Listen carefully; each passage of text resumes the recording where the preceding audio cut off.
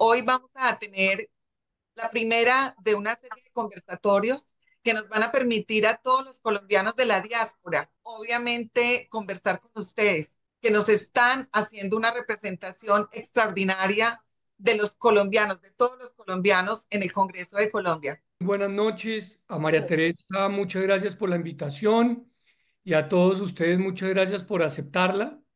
Para mí es un honor estarlos pudiendo acompañar en la noche de hoy con el ánimo de intercambiar no solamente algunas ideas, algunas opiniones, sino sobre todo, creo yo, algunas estrategias para poder enfrentar un momento muy difícil que estamos viviendo en nuestro país. No puedo arrancar esta conversación sin expresarle toda mi solidaridad, todo mi cariño, todo mi respaldo al pueblo venezolano, a nuestros hermanos que lucharon democráticamente por demostrar que querían un cambio y así quedó expresado en las urnas.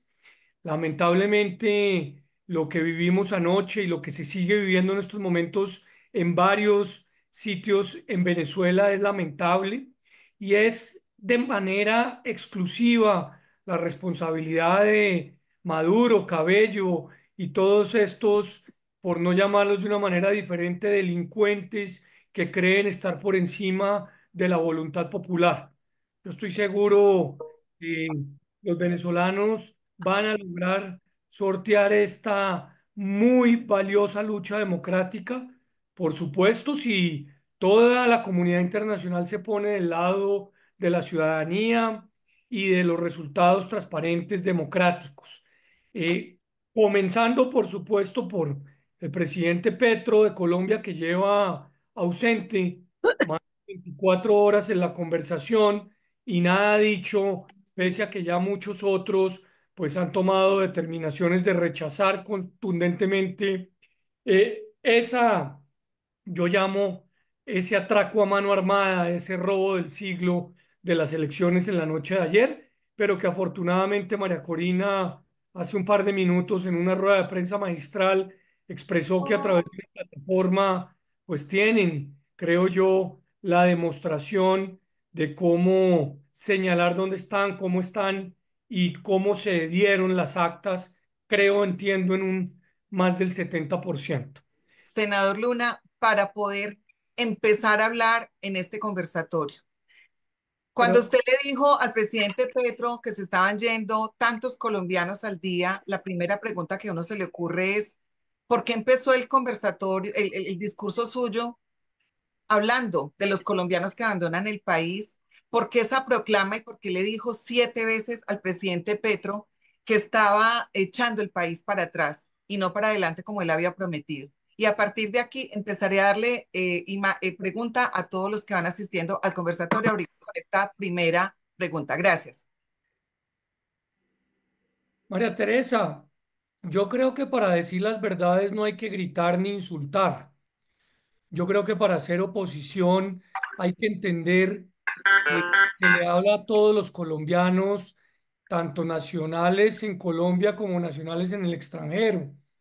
Yo creo que para hacer oposición que verdaderamente cambie el pensamiento de quienes son alfiles hoy de la izquierda extrema o de Petro, hay que hacerlos entrar en razón con lo que está sufriendo una gran parte de la comunidad.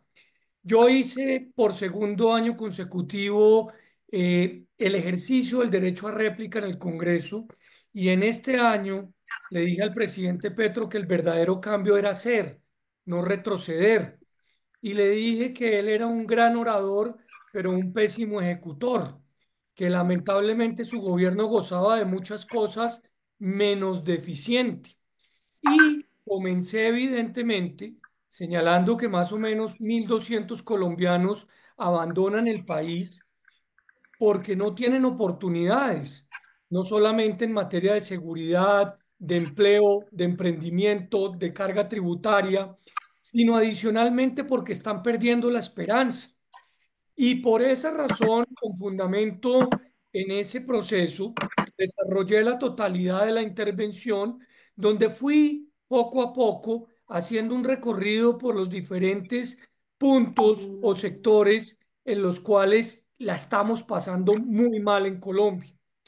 Este es un discurso que afortunadamente creo yo caló, porque no solamente interna, sino externamente ha generado dos consecuencias valiosas.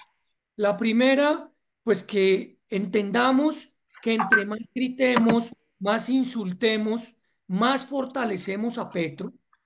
Y la segunda, que creo yo es una cosa compleja de explicar, pero necesaria, lo que todos debemos hacer y a lo que todos debemos dedicarnos es a proteger a nuestras instituciones que están en riesgo porque es lo que quiere lograr penetrar el presidente para mantenerse en el poder ilimitadamente.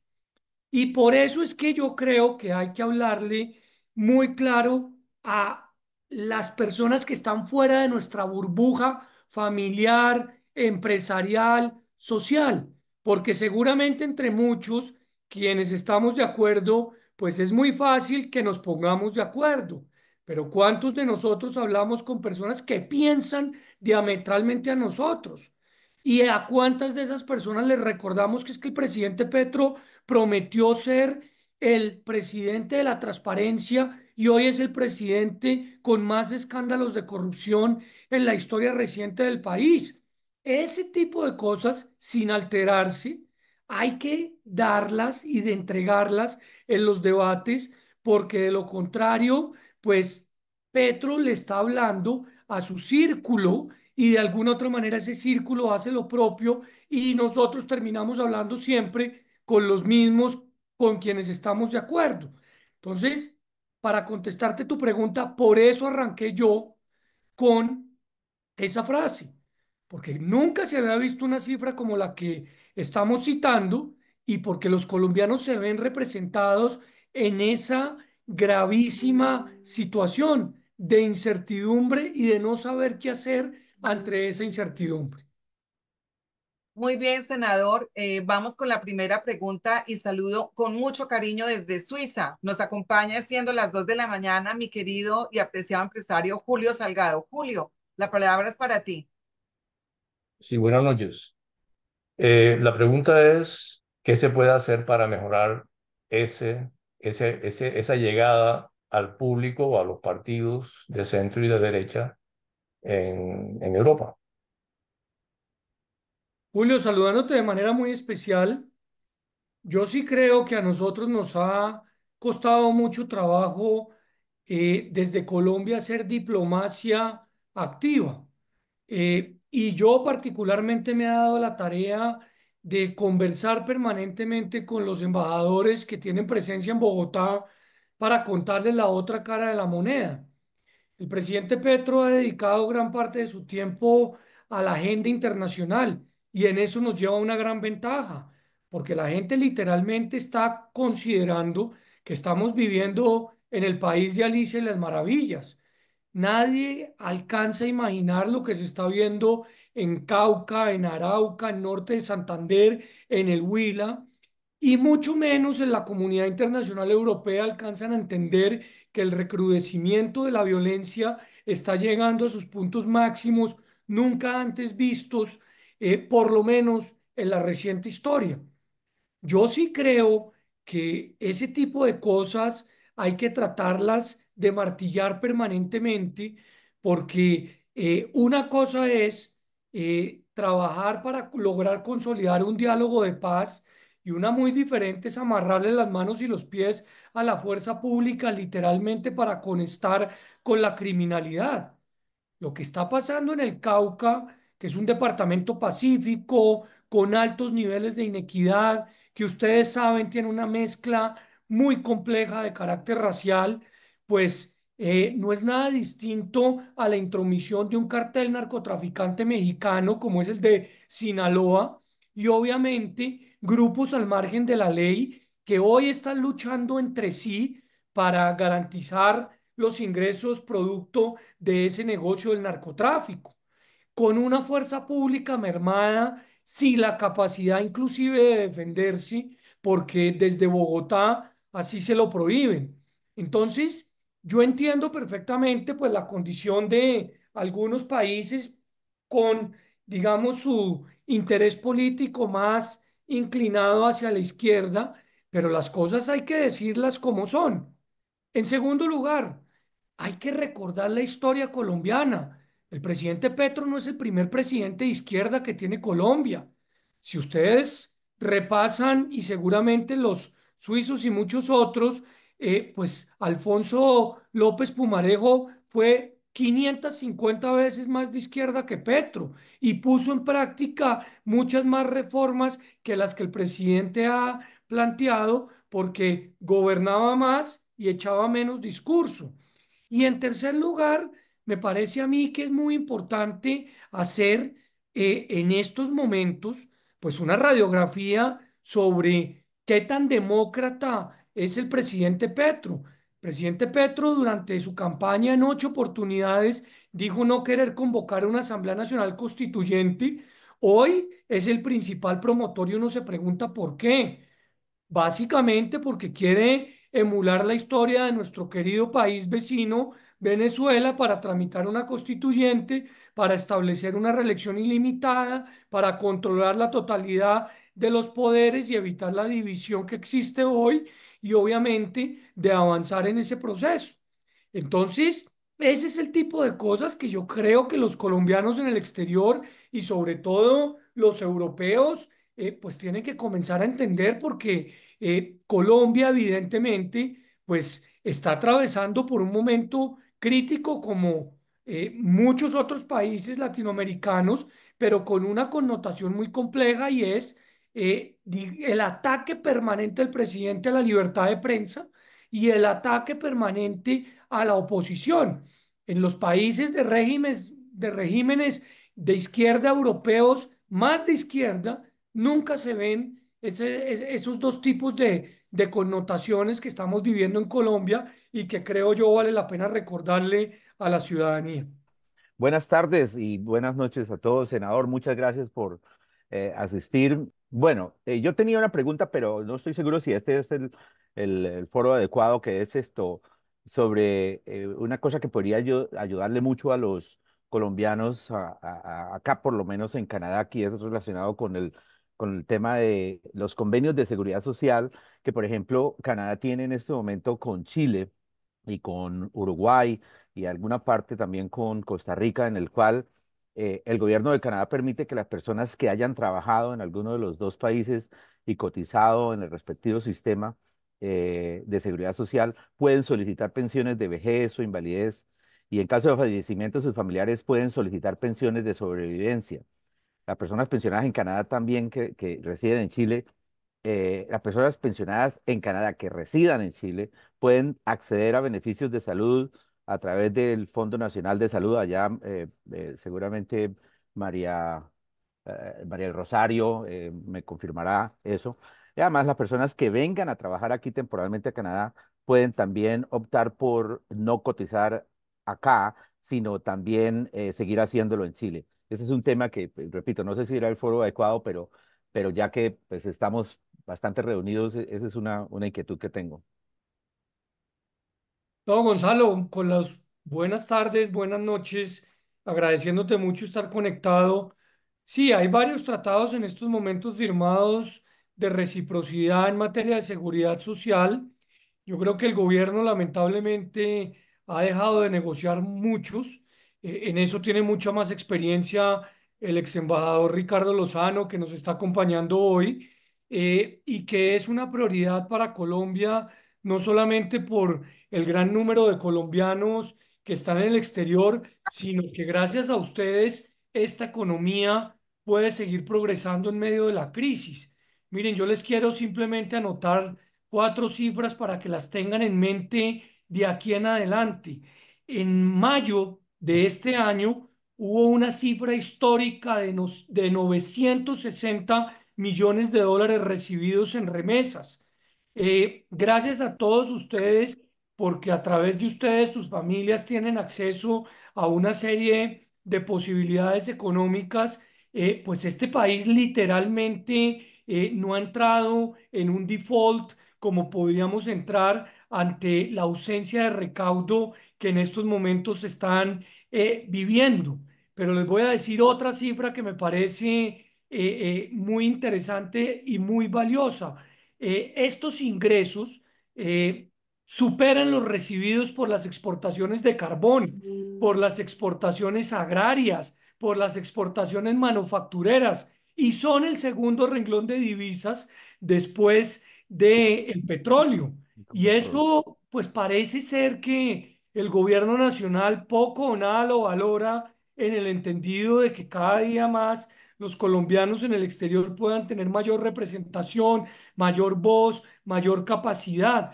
Y además, que esta es una cifra muy interesante desde el punto de vista de cómo se está moviendo la globalización, ya no necesariamente son Estados Unidos y España los dos países cumbre, líder, de donde esas remesas provienen.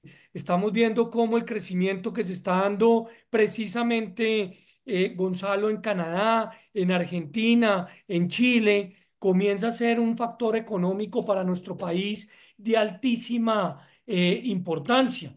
Departamentos como el Valle del Cauca, como Cundinamarca, como Antioquia, terminan siendo uno de los principales beneficiados y este tipo de muy importantes apoyos que recibimos de nuestros compatriotas para sus familias, para sus seres queridos, para sus amigos, pues literalmente ayudan a suplir necesidades básicas insatisfechas, a que muchos puedan educarse, a que muchos puedan recibir salud, a emprendimientos que pueden salir adelante. Entonces, pues yo simplemente quería hacerles un reconocimiento hoy porque a mí me parece que gracias al esfuerzo que muchos colombianos en el exterior hacen para retribuirle algo a su país y a sus familias, es que esta economía literalmente no está pasando por un peor momento. Y en segundo lugar, María Teresa hizo referencia a dos temas del discurso.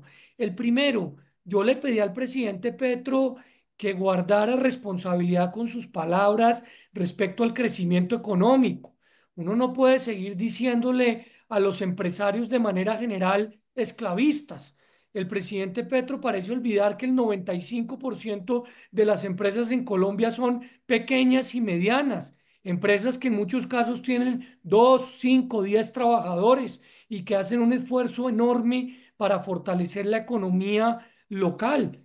No podemos seguir pretendiendo dividir el país entre los ricos y los pobres, entre los empresarios y los empleados o colaboradores, porque finalmente todos somos una sociedad que tiene que comprender que si no hacemos un esfuerzo grande, vamos a seguir con dificultades en el proceso de crecimiento.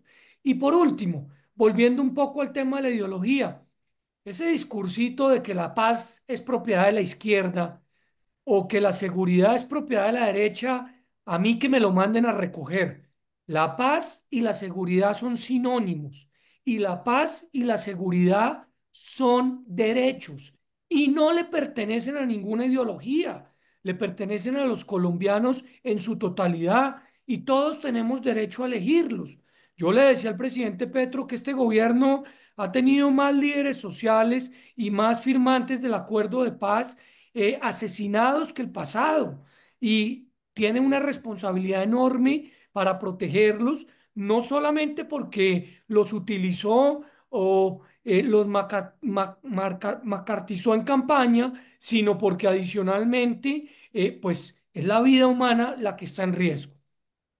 Senador Luna, usted le dijo al presidente Petro eh, que el M-19 había sido uno de los grandes aportantes a la Constitución del 91, que es una constitución fresca, nueva. Y usted literal le dijo que no le jalaban ni a la constituyente, ni al fast track, ni a esas propuestas de cambiar o de meterle muela o uña o cambio a la constitución. Pero la pregunta para todos y que todos nos hacemos aquí en el exterior es, ¿y cómo hacen eso? ¿Qué está haciendo realmente el Congreso para que el presidente Petro no le vaya a meter muela a la Constitución, cambiar con un fast track la Constitución que ya tenemos?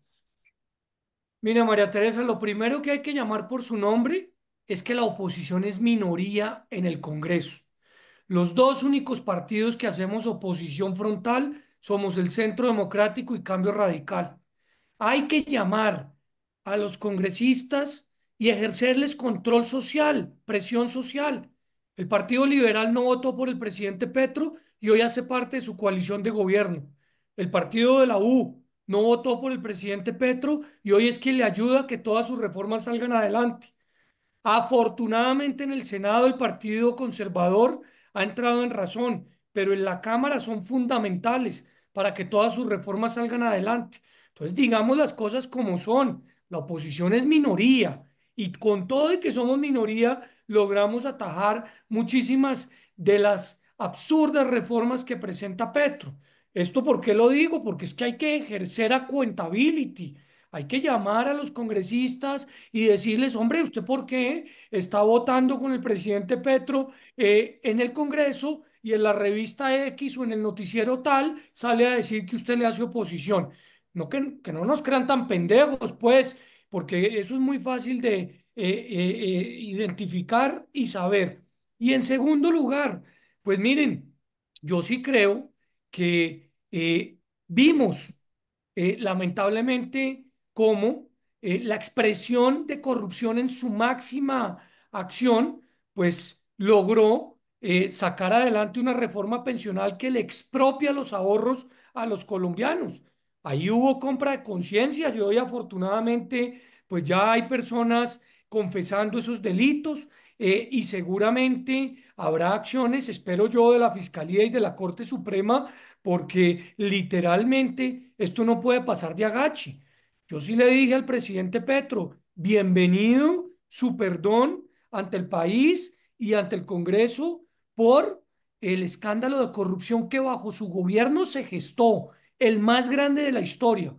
Pero solamente las palabras de perdón no son suficientes. Usted debe acompañar eso con responsabilidad política. Y, por ejemplo, su ministro de Hacienda, como ya lo hizo su director de inteligencia, debería renunciar ante estos hechos que yo considero pues son dramáticos y absurdos y que hoy pues están marcando lamentablemente la agenda en el Congreso. Buenas noches para todos, senador. Buenas noches. La pregunta mía es puntual. ¿Cuál es el plan puntual que se tiene para enfrentar esta arremetida de esta oleada llamada Petro, que ahora involucra conservadores, liberales de forma indiscriminada y son mayoría parlamentaria? ¿Qué van a hacer la bancada del Centro Democrático del Cambio Radical para frenar esto con miras a las presidenciales del 26? Todo lo que tengamos que hacer, Mauricio, pero para eso necesitamos ayuda. Y la primera ayuda que necesitamos es no picarle el anzuelo a Petro. Acá en estas conversaciones, y yo cuando iba a arrancar al principio lo decía, en los cócteles bogotanos, en las comidas paisas, en los almuerzos bayunos, todo el mundo dice, ah, no, tranquilo, que esto se resuelve en el 26. Ah, no, tranquilo, que es que Colombia tiene una institucionalidad fuerte. Miren, por favor, no cometamos ese gravísimo error. El futuro de este país se juega en los próximos 7 meses. Y son estos 7 meses donde tendremos con manos y pies que evitar que el presidente Petro logre tramitar una constituyente que busque su reelección. Es en estos 7 meses que tenemos que demandar ante la Corte Constitucional todas las leyes que consideremos inconstitucionales, porque todavía esa Corte algo de mayorías tiene, pero en un futuro próximo las podemos perder. Claro que en el 26, si logramos tener elecciones, tendremos una oportunidad para darle una batalla fuerte, con respeto y con argumentos y evidencia a la izquierda.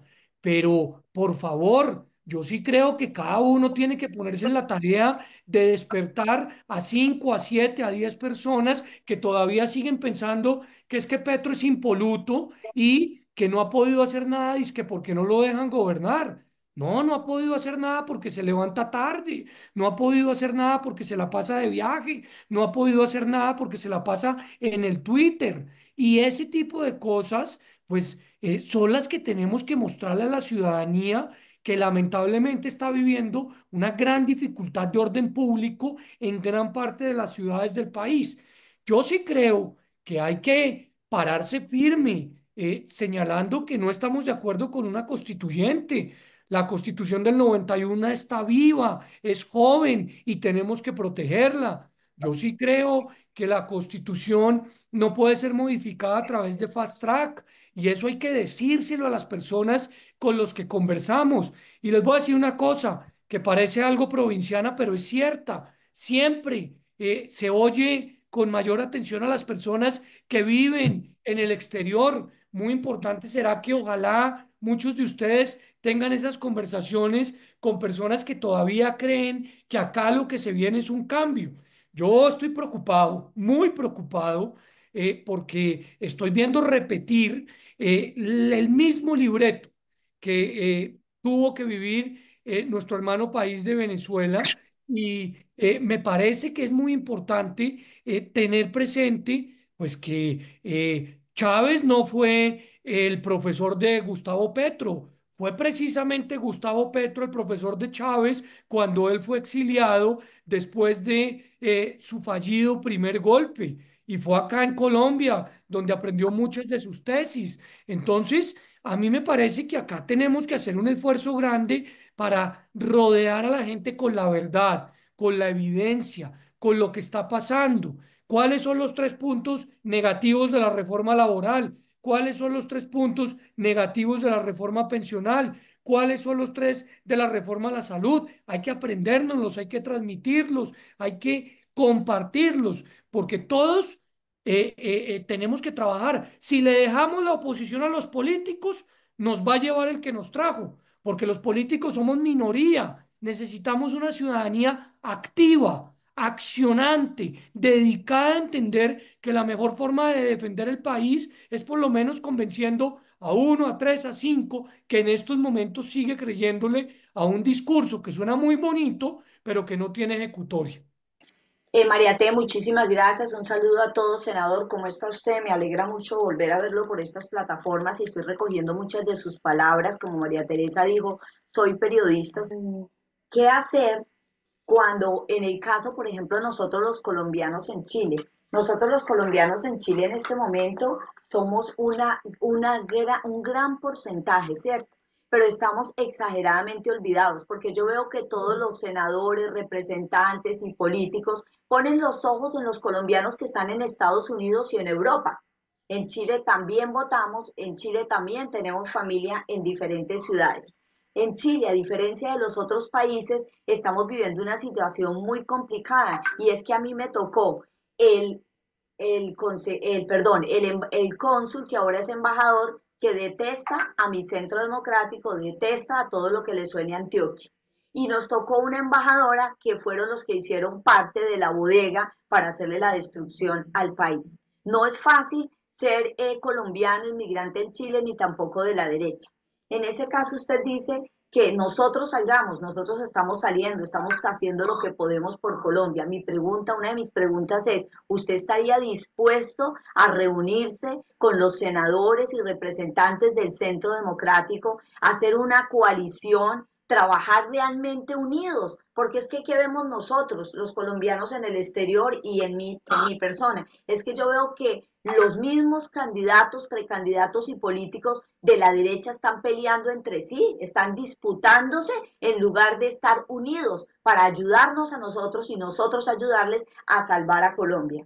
Entonces, senador, ¿usted estaría dispuesto a reunirse con la gente del Centro Democrático, opositor número uno, y a trabajar de la mano para salvar a Colombia, pero también para hacernos visibles y contar con nosotros los colombianos en el exterior? Gracias. Mira, Madre Rosario, lo primero es decirte que si hay algún tipo de herramientas para adelantarle un debate al embajador, al cónsul, por favor, compártenolas. Compártenolas porque desde el Congreso tenemos la capacidad de citar a cualquier embajador en el mundo. Y en ese sentido, hay con hechos claros que señalar quién está desarrollando bien su función diplomática y quién no. Finalmente son servidores públicos y finalmente tienen una obligación puntual de servirle a todos los colombianos independientemente de su ideología. En segundo lugar, te voy a hacer una reflexión de carácter sociológico más que político. Nosotros, quienes se consideran de derecha o de centro derecha o de centro, perdimos el relato hace muchos años. Y perdimos el relato precisamente porque dejamos que diferentes temáticas fueran de alguna u otra manera absorbidas y apropiadas como si fueran de ellos y solo de ellos por la izquierda. Perdimos el remate, el relato de la defensa por el medio ambiente, perdimos el relato por la paz, perdimos el relato por la lucha contra el hambre, perdimos el relato por la lucha contra la inequidad. Lo primero que hay que hacer es recuperar el relato y hay que decirle a todo el que piensa distinto que hay en estos temas algo que se llama derechos y que por esos derechos tenemos que trabajar independientemente sea a la izquierda o sea a la derecha. Acá es indispensable pensar en la necesidad de buscar personas con experiencia, con trayectoria y lo más importante, con independencia. Y te voy a decir algo que es muy importante tener presente. Yo, por supuesto, estoy de acuerdo con reunirme y sentarme a construir con todas las personas que piensan parecido, así tengamos distancias en algunos temas, a mí. Pero si nosotros seguimos estableciendo que la política colombiana se divide entre el doctor Álvaro Uribe Vélez y el doctor Gustavo Petro, la izquierda va a volver a ganar las elecciones. Acá necesitamos una renovación generacional. Acá necesitamos una forma diferente de hablar. Acá necesitamos gritar menos y hacer más.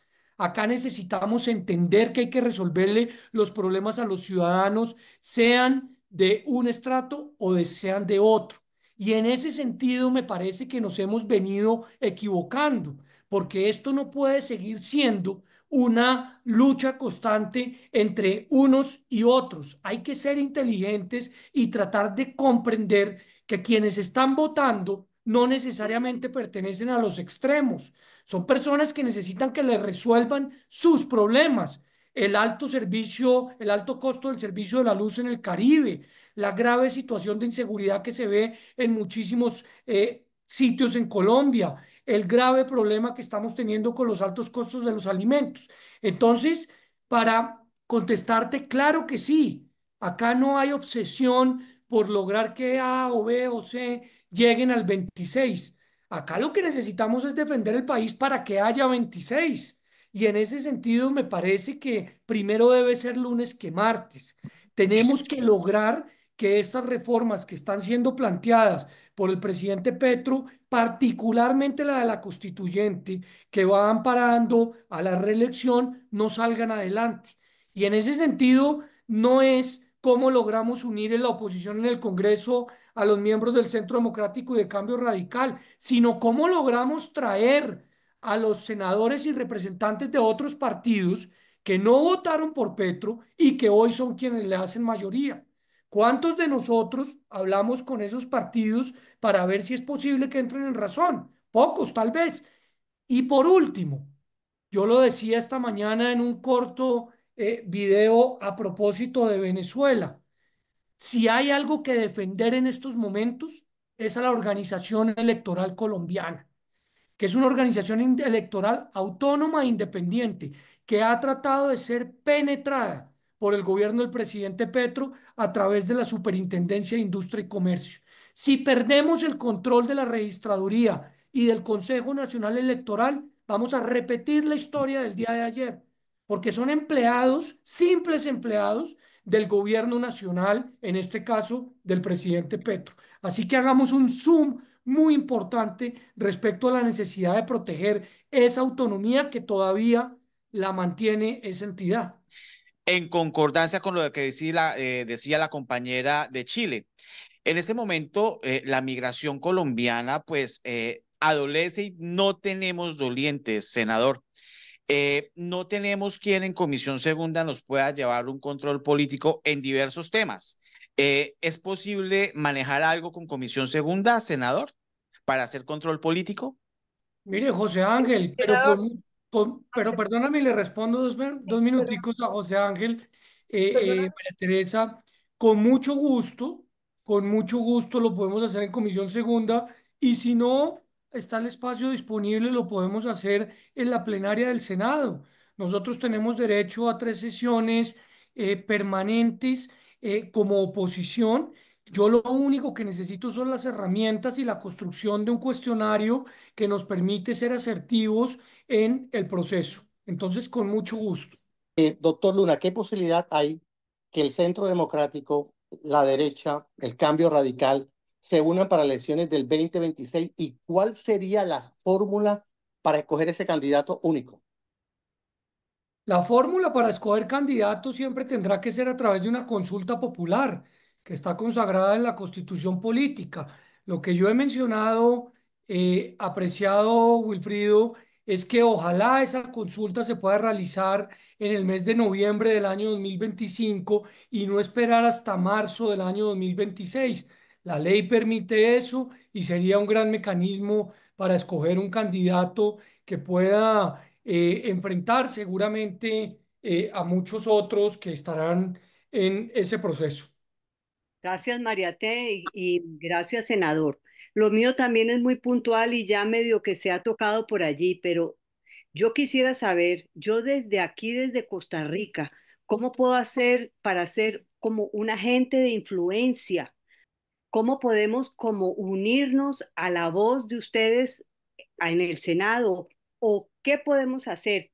Si hay como un plan estratégico que podamos como trabajar con las líneas de lo que ustedes crean que nosotros podemos hacer para unirnos aún más de lo que ya María Teresa nos tiene. Claudia, es muy importante cuatro tareas. La primera que es replicar, replicar y replicar la información. Nosotros por valores, por principios, jamás tendremos bodegas y hoy estamos perdiendo la batalla literalmente en un mecanismo de comunicación como las redes sociales. Es muy importante que después de esta reunión, seguramente con tu familia, con tus amigos, unos en Costa Rica, otros fuera de ellos, les digas, oiga, hay que seguir y replicar a Luna y dos o tres más que de alguna otra manera están llevando la vocería de la oposición, porque mientras que Petro habla con su comunidad de 7 millones de seguidores, nosotros no alcanzamos ni siquiera sumados a llegar hasta 2 millones. Entonces, eso es súper importante. Lo segundo, hay que rodear con comentarios, con argumentos, la independencia de nuestra organización electoral. Nosotros no podemos tolerar ni permitir la injerencia del Ejecutivo, o sea, de Petro, en la registraduría y en el Consejo Nacional Electoral. Este sistema electoral que tenemos hoy eligió al presidente Petro como representante a la Cámara, como senador, como alcalde y como presidente de la República. ¿Y ustedes por qué creen que ahora no le gusta? Porque lo quiere penetrar, porque quiere lograr manipularlo y hacer lo posible para que dependa de él. Hay que hablar de la necesidad de defender el sistema autónomo electoral que tiene Colombia. En tercer lugar, no es tan fácil desde el exterior, pero los familiares lo pueden hacer. ¿Cómo rodear a nuestra fuerza pública? ¿Cuántos de nosotros hablan con el comandante de la policía del municipio donde vivimos o con el comandante del ejército de la brigada donde vivimos? Es más, ¿cuántos de nosotros no sabemos el nombre? Es fundamental rodear a la ciudadanía, perdón, a las fuerzas para señalarles que hay una comunidad que necesariamente está esperanzada en ellos. Y por último, a los jueces, a la justicia, que cada día es más golpeada por el gobierno junto con la prensa, para poderle decir a ellos que literalmente tienen el respaldo de la sociedad. ¿Y eso cómo hacerlo? Pues eso hay que hacerlo con comentarios, utilizando este tipo de maravillosos eventos como los que ustedes desarrollan. Qué interesante un día invitar a un miembro de la fuerza pública activo para que cuente cómo está en determinado espacio la situación o cómo está la situación en la rama judicial, porque es fundamental que entiendan que esa es una acción. En eso estamos nosotros, en tratar de defender la institucionalidad, por lo menos de aquí hasta el mes de febrero, que es ya lo que se llamaría el deadline para no poder lograr tramitar reformas de último minuto. Verte, buenas noches. Prevé la posibilidad del voto electrónico para esta población de colombianos en el extranjero. Primera pregunta. Segunda pregunta. ¿Crees que es hora con todo este desastre que el presidencialismo le causa a América Latina? ¿Crees que es hora de que empecemos a pensar en la posibilidad de cambiar hacia un régimen parlamentario? Son mis preguntas. Muchas gracias, senador. Bueno, Moisés y Sandra, muchas gracias. Yo creo que quien lanzó al estrellato al presidente Petro fue la destitución que le hizo el ex procurador Alejandro Ordóñez. Me parece que ahí fue cuando tomó toda la fuerza que le hacía falta para lograr posicionarse como un líder perseguido por la institucionalidad. Pero más allá de eso, yo creo que a Petro se le puede derrotar más que pensando en que todos se van a unir, lo cual ojalá fuera cierto y ojalá posible, pero difícil de que se dé, es recuperando el relato. Nosotros, creo, no podemos seguir tolerando y permitiendo que se diga que los únicos que defienden el medio ambiente, que luchan contra el cambio climático, son los miembros de la izquierda. No, acá hay muchísimas personas que han hecho unos esfuerzos enormes para construir parques solares, eólicos, y que lamentablemente este gobierno ha abandonado con el ánimo de no poder demostrar que hay alternativas. Y en eso creo que vale la pena trabajar muy dura y sólidamente. En segundo lugar, yo creo que el presidencialismo en efecto requiere repensarse. Yo no creo que un régimen parlamentario sea lo ideal, pero sí creo que un régimen presidencial puede ser un punto medio.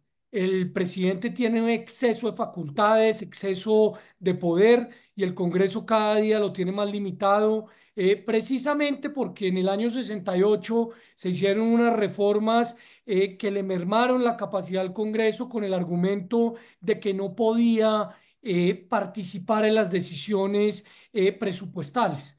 Yo creo que hay que desbogotanizar Colombia. Hay que regresarle a los territorios parte de su autonomía y de su independencia para que puedan tomar decisiones sin depender del Estado central o del gobierno central.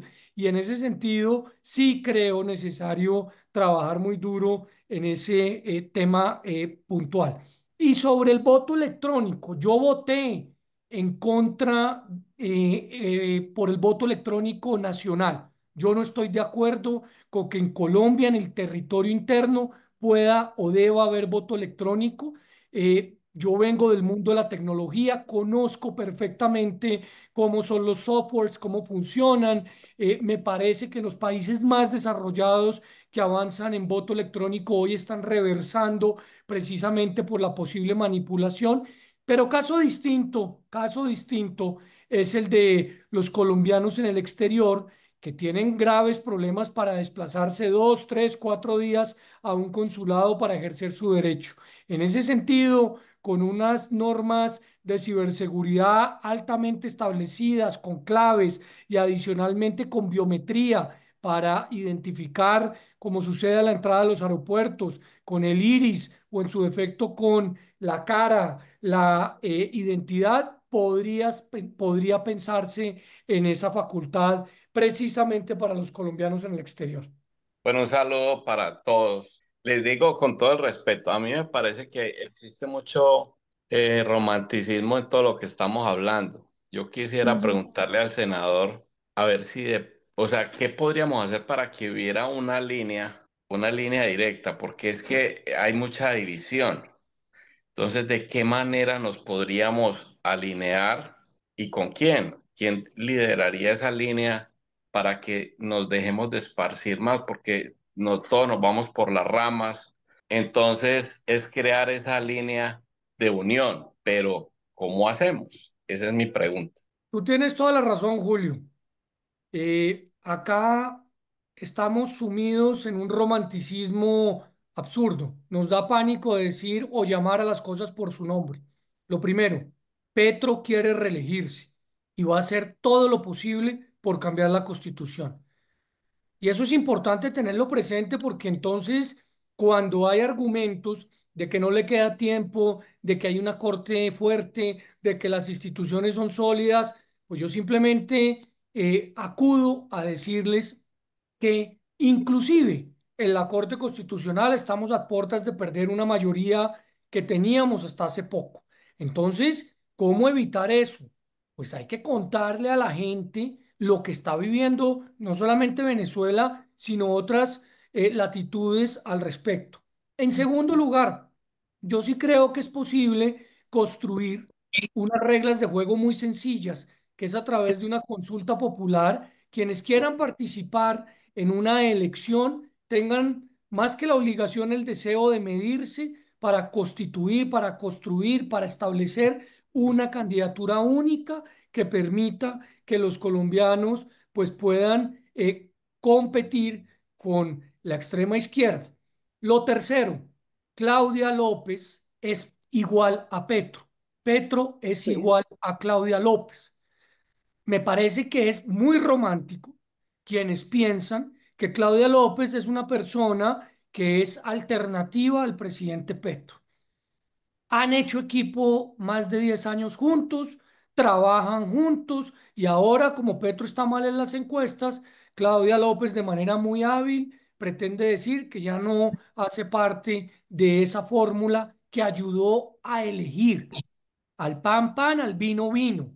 Y las cosas hay que decirlas por su nombre. Y la última, que tal vez es la más importante, hay que decirle a los partidos que hoy están acompañando al presidente y que no votaron por él, que reflexionen. ¿Cómo? Con presión social, con presión política, diciéndoles que no están de acuerdo con ese tipo de decisiones. En Estados Unidos todo el mundo sabe perfectamente quién es su senador perfectamente y le escribe y le manda mail y le manda WhatsApp. Hay que preguntarle a la sociedad cuántos recuerdan por quién votaron hace 2 años al Senado y si están haciendo esa labor de accountability. Cuénteme cómo votó tal cosa, cómo votó tal otra y de esa manera poder hacer un ejercicio de control. Entonces yo sí estoy de acuerdo contigo, Julio, que si le seguimos metiendo romanticismo a esto y seguimos pensando que la izquierda extrema o la extrema izquierda que lidera hoy el presidente Petro es el cambio, pues estamos encaminados de manera incorrecta. El cambio es hacer, no retroceder. Y el presidente se quedó en discursos y eso es lo que nos tiene a algunos, no a mí, pero a algunos onmovilados en esta gravísima situación que estamos viviendo. Listo. Bueno, muchas gracias y bienvenidos a todos a nuestro grupo de Houston y a ti, María Teresa, por organizar esto. Senador Luna, al punto. Ahora, nosotros, ¿cómo vamos a evitar que, pongamos desde aquí, desde la diáspora, que somos 6 o 7 millones de colombianos en el exterior, cómo evitar que los consulados y la votación de electrónica nos deje afuera como dejó ahorita a Venezuela? Nosotros, ¿cómo nos vamos a defender? Porque es más fácil para nosotros aplicar el 109, porque no podemos dejar que el Petro siga en esta arquitectura por 2 más años. Y es más rápido para nosotros sacarlo con el artículo 109, porque ustedes no lo han movido, ¿por qué no dicen nada? En primer lugar, yo no estoy de acuerdo que las elecciones presidenciales y congresionales se las robaron. Yo creo que la registraduría actuó de manera correcta y se eligieron las personas que se eligieron. Es lo que pienso yo, pueden estar ustedes de acuerdo o pueden no estar de acuerdo. A mí me parece que quien logró elegir al presidente Petro fue la presión de los grupos al margen de la ley, liderados desde la cárcel Picota. Eso es muy distinto. Pero en el Cauca, en Arauca y en otros departamentos, Petro ganó. Nosotros estamos equivocados en quién es el enemigo. El enemigo no es la registraduría desde mi punto de vista. La registraduría hay que rodearla y hay que lograr que se mantenga como una entidad autónoma e independiente. En ese sentido, me parece que es importante entender que si la registraduría pierde autonomía y termina siendo una herramienta del Ejecutivo, claramente perdemos la independencia. Y yo, por ejemplo, lo digo con franqueza, yo sé que esa es una tesis de algunos de mis colegas, de que en el año 22 la registraduría fue permeada. Yo particularmente creo que no. Conozco muy bien sus sistemas de software y etcétera, y siento que lo que pasó, pues evidentemente fue un mal conteo de algunos de los jurados que después se corrigió. En segundo lugar, el artículo 109. Hay una comisión que se llama la Comisión de Acusaciones. Esa comisión debe acusar al presidente ante la plenaria de la Cámara y la plenaria de la Cámara ante la plenaria del Senado. No se ha movido nada en el juicio político porque literalmente eh, compraron a muchos miembros de la Comisión de Acusaciones. Entonces no sacamos nada generalizando. Si tú dices que todo el Congreso está entregado para no hacer un juicio político, pues creo yo que hay una gran equivocación, porque no todo el Congreso tiene esa competencia, la tiene únicamente los miembros de la Comisión de Acusaciones, que son 16, que valdría la pena indagar cuáles son. Yo les puedo mandar el listado para que Por ojalá todos favor. tengan la posibilidad de escribir, de señalar, de decir por qué razón nos están adelantando esos procesos. Ese juicio político está hoy con las denuncias al respecto y me parece que la comisión de acusaciones debe tramitarlo y decidir si es o no es responsable para ser acusado en la plenaria de la Cámara. Pero vuelvo y te insisto, hoy la oposición en el Congreso es minoría, minoría. Nosotros en el Senado de la República no alcanzamos a ser 50 y el Senado de la República tiene 107 senadores. Entonces hay que hacer un esfuerzo grande por parte de la sociedad para ejercer una presión respecto a quienes hoy lideran esa credencial o esa curul. Vuelvo e insisto y con esto termino. Si le dejamos la oposición a los políticos, vamos a perder el país. Los políticos hacemos una tarea, pero necesitamos ciudadanos cada día más activos defendiendo, como lo están haciendo ustedes, la nación, la democracia y obviamente la institucionalidad. Buenas noches, senador Luna. Mi pregunta es prácticamente parecida a la anterior. Es, ustedes, te digo en general, aquí sí generalizo, no presionan, no le exigen a los representantes que integran la comisión de acusación que adelanten porque no están haciendo absolutamente nada. Tienen paralizado ese proceso del 109 por la Mm, violación de los topes Topes. electorales. Y la segunda, a la fiscal. Ya rápido ahorita abrió investigación contra el ingeniero Hernández porque se pasaron en 120 y tantos millones. Y aquí, que hay mucho más dinero, y lo que usted dice es cierto, el pacto de la picota, el padrino en el Casanare, el ELN en el Cauca, que conozco bien lo del Cauca, mataron al indígena Jesús Montaño. A nosotros nos faltó muchos pantalones a reclamar en el momento que era ese fraude prácticamente que hubo, porque hubo constreñimiento al electorado. Eso es todo. Gracias, Juan. Como Juan, siempre, totalmente de acuerdo contigo. Nosotros hacemos el ejercicio de control, pero cada parlamentario es autónomo. De hecho, Sí. hemos hecho debates de control político para exigir que se le dé trámite a ese tipo de denuncias, pero evidentemente cada parlamentario es autónomo y cuando yo digo que requieren de presión social, requieren que sus electorados los llamen, les escriban, les exijan que actúen, porque lamentablemente están actuando en muchas ocasiones de manera totalmente autónoma respecto a esas responsabilidades. Y es lo que está pasando cuando les decía que en Cámara, pues hay muchísimos que no están actuando en ese sentido. Senador, muchísimo gusto volverlo a ver. Mi pregunta realmente es en relación a, yo creo que algo, un tema áspero que se vive en Colombia y es en relación a los resguardos, que tienen muchos privilegios, pero también tienen mucha gente oprimida dentro de sus fauces y que desde esa posición de ser intocables, pues se hace mucho daño por el cuento de la coca, la cocaína, etcétera. ¿Cómo manejar esa situación, superar y ayudar a que las personas realmente que están oprimidas dentro de los resguardos y en posición de realmente vulnerable puedan salir adelante y nuestro ejército pueda pisar todos los territorios de Colombia, como merecemos todos y ellos también? Esa radiografía, Lina, que señalas es muy diciente, porque evidentemente ellos tienen una autonomía, pero en muchos casos son oprimidos por sus propias autoridades de una manera aterradora. Por ejemplo, hay casos denunciados ante la justicia ordinaria en conflicto de competencias, pues que uno no le caben en la cabeza y que son fundamentales de que sean resueltos.